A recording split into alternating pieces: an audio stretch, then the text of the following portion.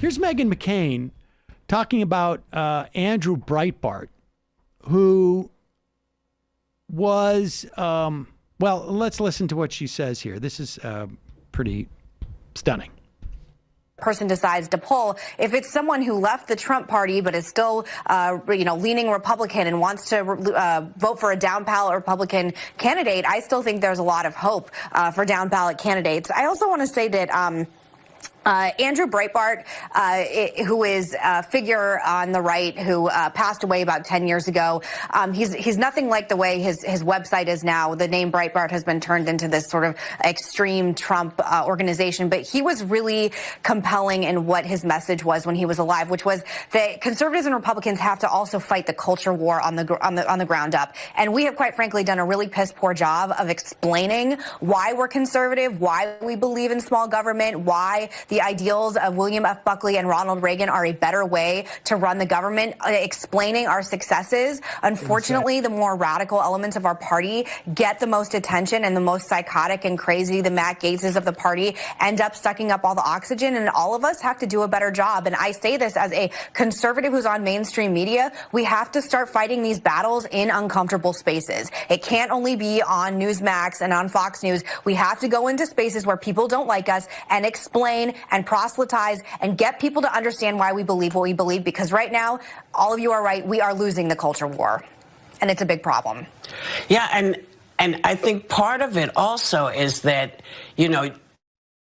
First off, she said the culture war, and then she says the ideas of small government, Buckley and Reagan. I will tell you that there is no more direct line. Maybe you could argue talk radio from Donald Trump than Andrew Breitbart. Andrew Breitbart was all of the whole anti, sort of like PC was all Breitbart. It was all Breitbart. That's all he was.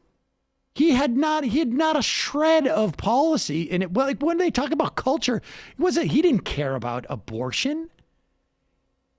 Everything that Donald Trump represented was embodied in Andrew Breitbart. 2 weeks ago, wasn't Meghan McCain just talking about how Republicans should embrace things like mandatory, family sick leave or child, It is just bizarre. And then when she says the culture war, she's talking about small government. What is she talking about?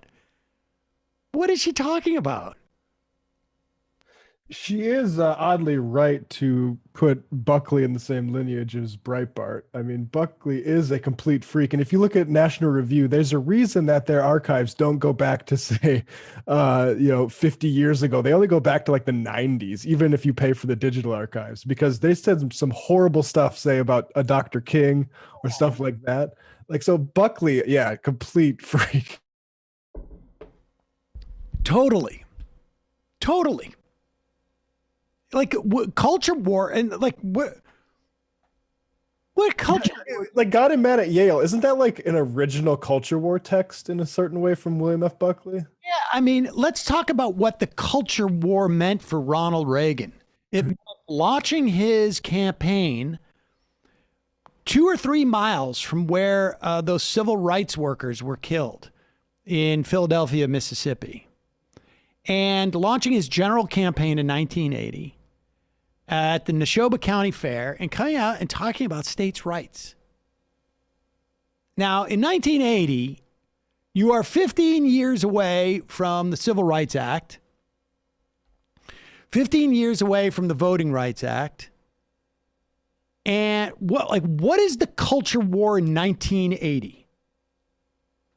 The culture war in 1980 is really civil rights. I guess you could say feminism. And he goes down to the site of the killing of some civil rights workers and talks about states' rights. Was it states' rights to have their own safe water drinking levels? Was it states' rights about, we're going to have our own system of determining, what are food safe plastics to put in our fillers? Or was it, states' rights to come up with their own, requirements about the size of like supersized sodas? No. States' rights in 1980 meant one thing. And that meant like how we're going to deal with our blacks. That's what that meant. And apparently you got to get back to that. I don't know. I know. Yeah. And then to be fair, also Reagan basically laughed about AIDS. I mean, William F. Buckley too. I mean, it was probably worse, frankly. Yeah. Yeah. I mean, when have Republicans not been fighting the culture war is a better question, I feel like. It's absurd. And when Donald Trump wasn't fighting the culture war, what was Donald Trump fighting? What was his entire presidency based around? It's all based around that. This Kathy Griffin fight has serious policy implications. I mean, it was racism and everything else. I mean, it all sort of centered around that. And that's what their culture war is really ultimately about. Although, to be fair, it also involves like a certain amount of misogyny and patriarchy. But this is just like jibber jabber. And I don't know. I don't know what happened after Meghan McCain said that. But man, give me a break. Yeah, here is somebody just posted today, a National Review printed in 1984 titled The Homosexual Assault. Should homosexuals be keel-hauled? Should we pile up the faggots and let them burn is what it said in that thing. I mean, it's just, that's who she was just championing. And Ronald Reagan was no different.